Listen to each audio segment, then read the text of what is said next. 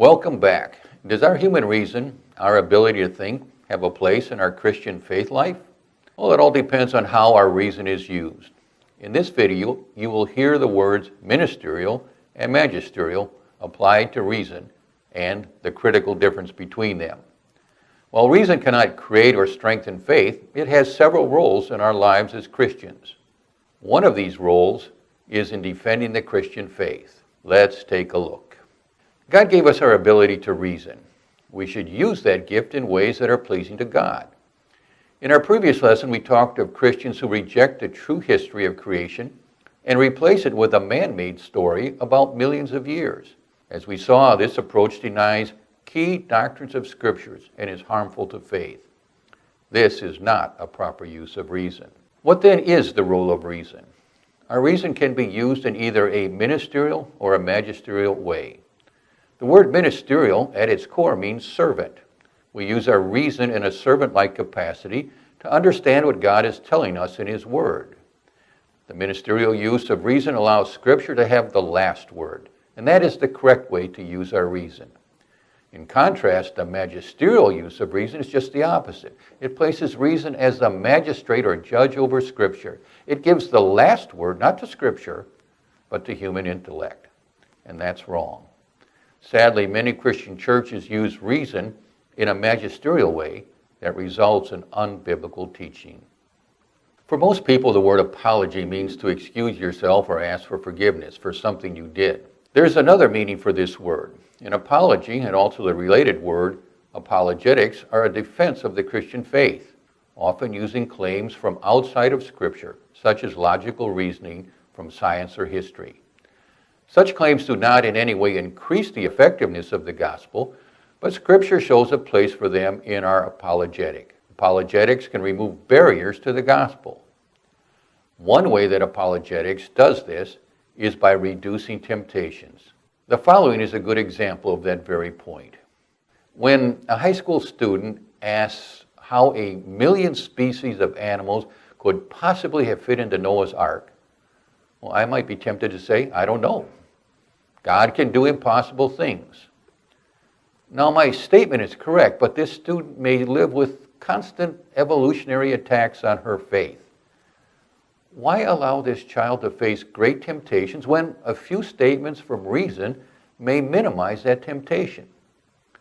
Natural selection, which we will study in this video series, show how the estimated 40,700 species of amphibians, birds, mammals, and reptiles alive today could have descended from an estimated 627 kinds of those animals on Noah's Ark.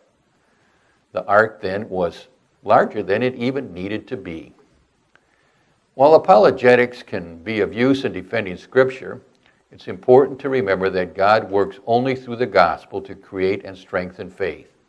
The gospel is the good news that Jesus lived and died in our place so that we can spend eternity with God in heaven. The gospel is found only in the Word, the Bible, and in the sacraments, baptism and Holy Communion. We call the Word and the sacraments the means of grace because they are the way, the means that God gives us His grace, His undeserved love. Human reason and apologetics are not, finally, a means of grace. But apologetics can help believers by reducing temptations and helping to understand spiritual truths. In places like 1 Corinthians chapter 9 and 15, Paul uses logical reasoning when talking to believers. Evolution is a strong temptation for many Christians, leading them to question Scripture. Apologetics may greatly reduce that temptation. And apologetics can be of value in witnessing to unbelievers. That is, if it leads to an opportunity for sharing the gospel message.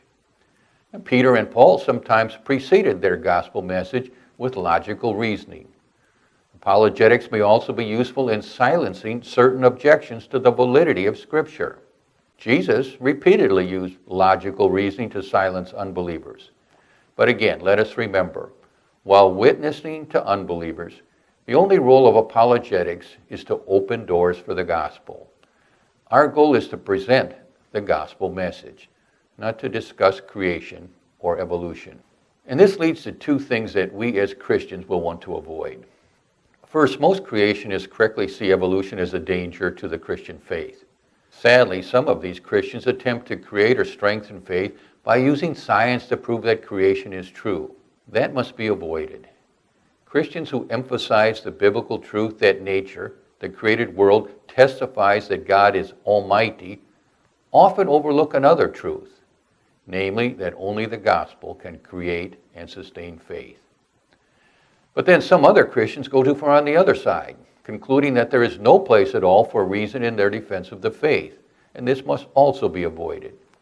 Reason, as we saw before, is not a means of grace, but it can be used to remove barriers to the gospel, the very gospel that is the power of God unto salvation. Until the next time, God's blessing.